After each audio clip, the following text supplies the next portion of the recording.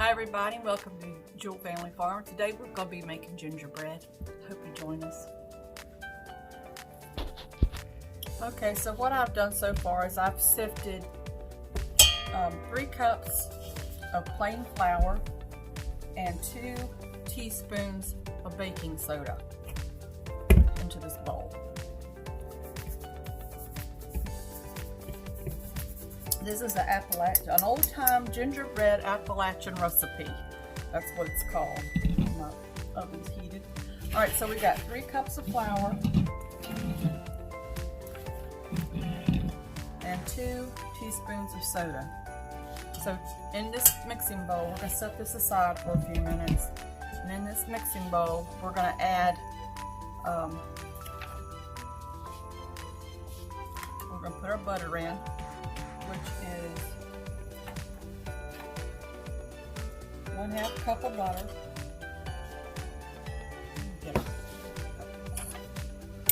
1/2 cup of butter.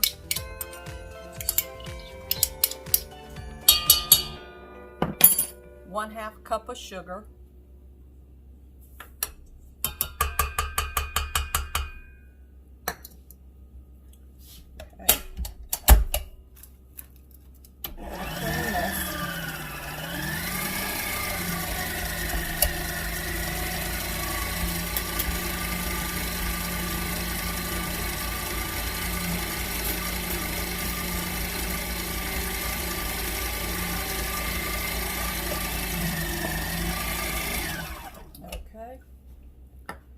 And then we're going to add our molasses, which is 1 cup of molasses. I'm going to turn this on.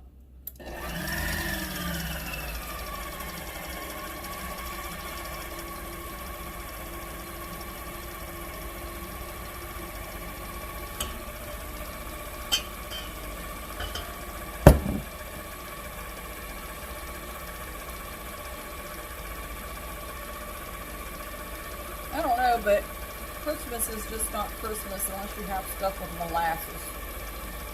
I don't know why. At least that's how it seems to me. Alright, and then to that, we're going to add 2 eggs.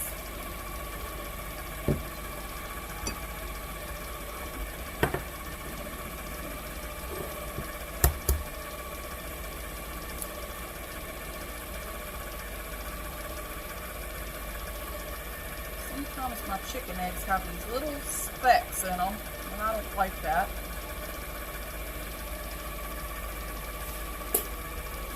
Put one in at a time.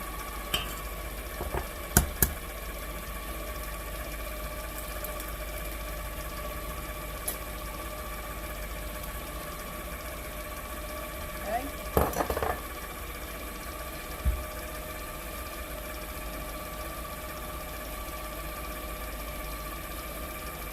Now I have to put in 1 cup of sour milk or buttermilk. Now what I did was I had whole milk and I added a little bit of vinegar to it, which made it thick like buttermilk. So I'm going to add that in.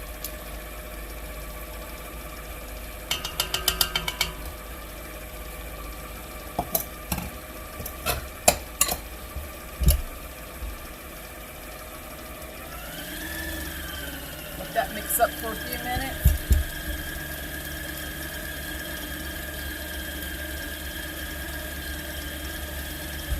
Alright, to this flour,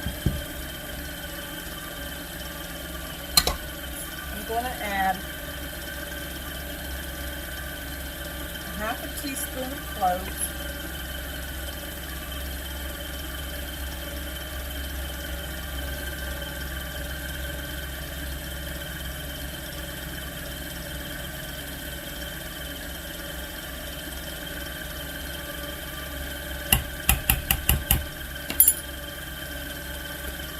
and 1 teaspoon of ginger.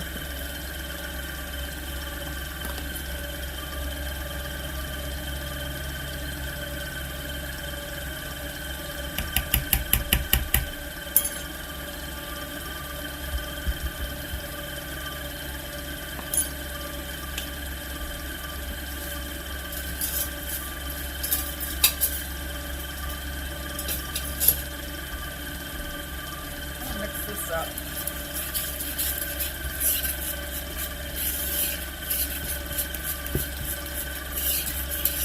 recipe comes out of Tennessee.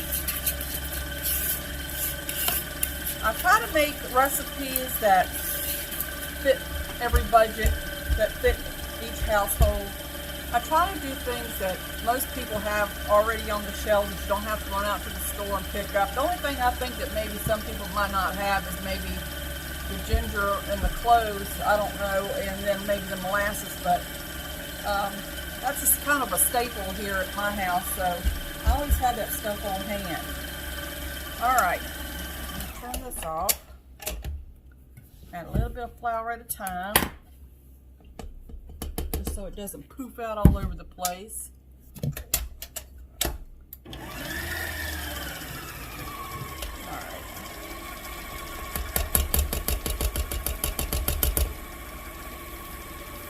I don't know, it just seems like Christmas if you have gingerbread, or, you know, some people go out and they make, you know, buy the gingerbread houses and put those together, and that's a lot of fun. My grandkids love to do that. I usually do that every year, but I haven't done it this year yet, but I'll make some gingerbread. This doesn't seem like Christmas without it. I don't know. That's just me, maybe.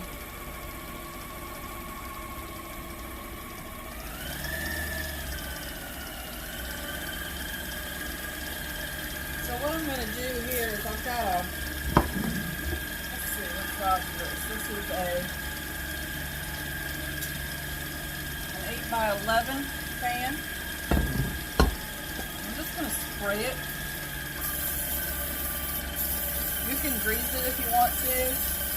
I just like to spray. Easier. Let's rest this in.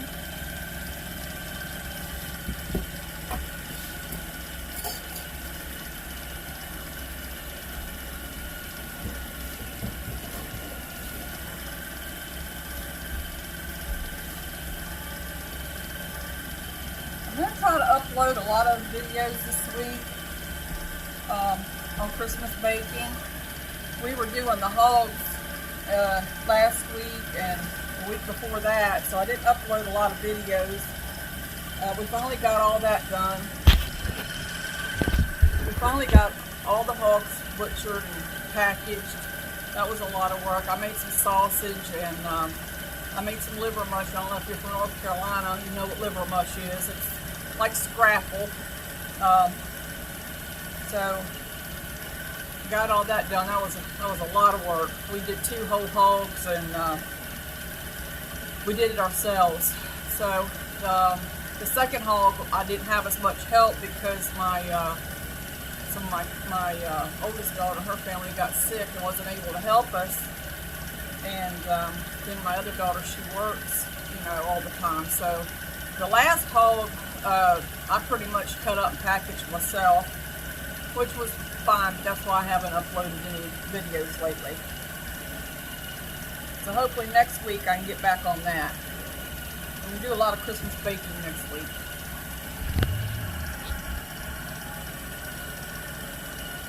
I'm going to turn this up just a little bit.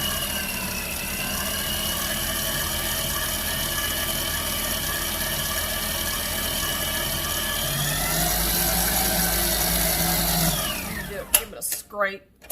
Make sure I don't have anything stuck on the bottom. This looks good. Yeah, there was some stuff on the bottom there. Christmas is coming up so fast. I don't have any kids at home anymore, so it's not as hectic as it used to be, but I miss it in a way. I miss having kids wake up on Christmas morning, and I do miss those things, but I still bake pretty much, you know, a lot, and they all come over on Christmas Day, and so I try to have a lot of goodies made for the kids and make it as festive as I can. I usually go to my mom's, but because of the COVID and all that stuff, we're not going to be able to do that this year, so that's kind of sad. But anyway, I guess we just all have to make do and do the best we can and know that next year may be better and we can all be together next year. All right, I think that's about mixed up good enough.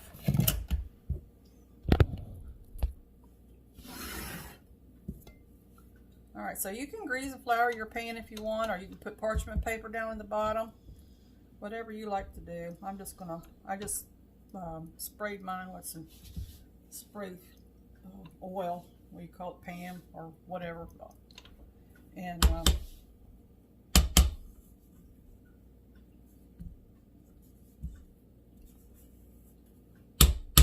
right, looks good. Smells good. Smells like gingerbread.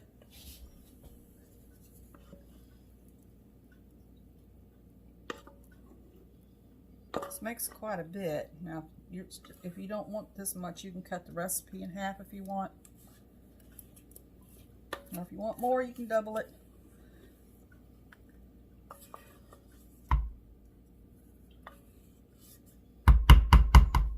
My problem is with me and my husband here by ourselves, and I'm trying not to eat all this stuff. It's very hard. I've been freezing it, giving it to the kids, gave them some frozen stuff to put in their freezers for, you know, if they want to bake it.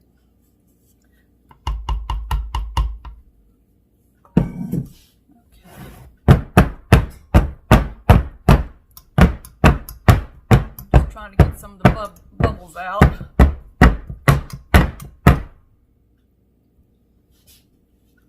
All right, I'm going to stick this in the oven at 350, and I'm going to bake it for about 40 minutes. You might want to check your, it before the 40 minutes is up though, but what I'm going to set my timer on is 40 minutes. And I'll let you know exactly how long it takes to bake it. Now, of course, you know, it depends on where you live, so, all right, 40 minutes on 350.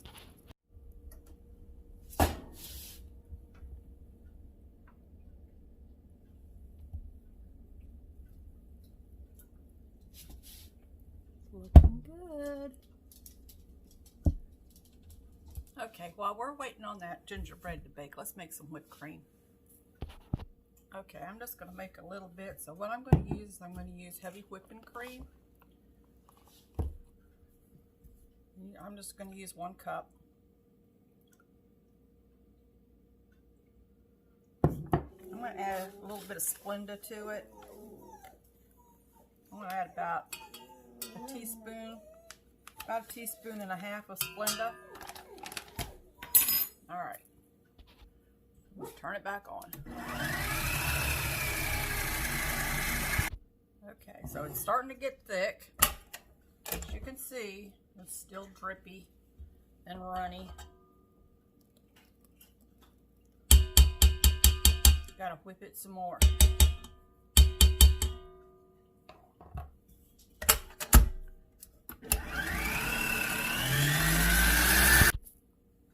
Alright, it's starting to get there, but not quite.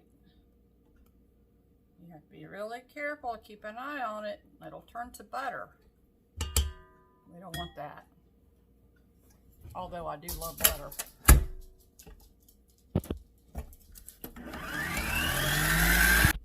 Okay, I think we just about there.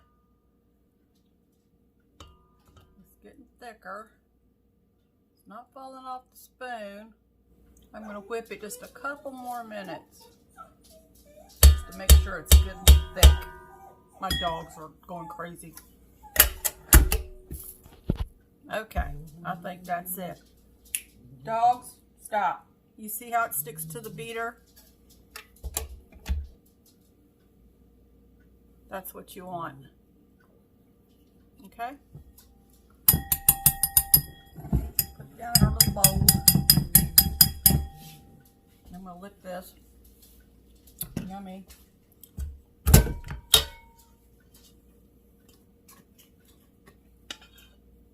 And that's what you want. That looks good. See, there's nothing to make in it. There's nothing to make in your own whipped cream. And that was only 1 cup.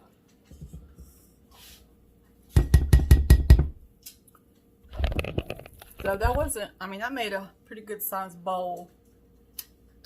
And it tastes good. You know, good thing about not having no kids around, I get to lick the spoons down. So this is not a real sweet topping. You can put more Splenda in it, or you can add a little bit of sugar to it. This is not sweet at all, really. I mean, it tastes good, but it doesn't have a lot of sugar and a lot of sweetness to it, because your gingerbread's going to have sweetness to it. So, you know, I didn't want to double the sugar, you know, on the gingerbread. So that's why I only use a little bit of Splenda in that. But you can add sugar to it. You can add more Splenda if you want to. You know, whatever you like. But it makes a pretty good sized bowl. So we just put it in here and stick it in the refrigerator. Be back as soon as the gingerbread gets ready. Okay, so we got our gingerbread out of the oven.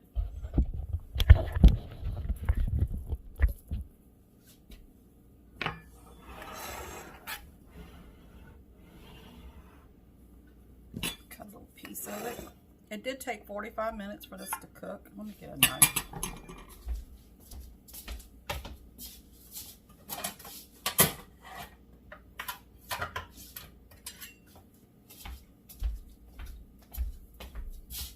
Still hot.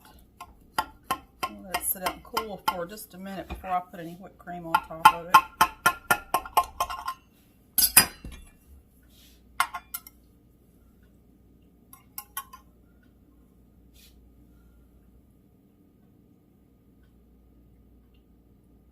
I'll let it cool for a minute before we put the topping on it. Otherwise, the topping's just going to melt and run all over the plate. Okay, so I forgot, I wanted to dust it with a little bit of powdered sugar. Just give it a little bit of sweet on the top. Got somebody's back here in the woods cutting wood. Got a chainsaw going. Okay, so let's put some topping on it.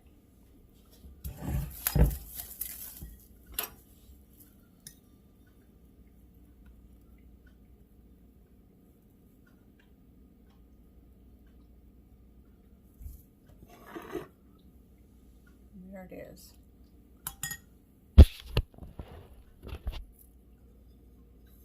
Makes a nice little dessert. Let's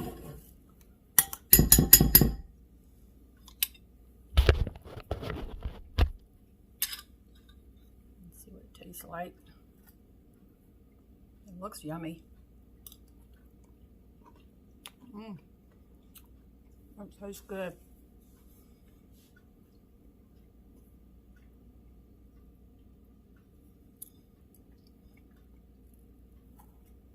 It's a little crunchy on the top, nice and moist in the middle.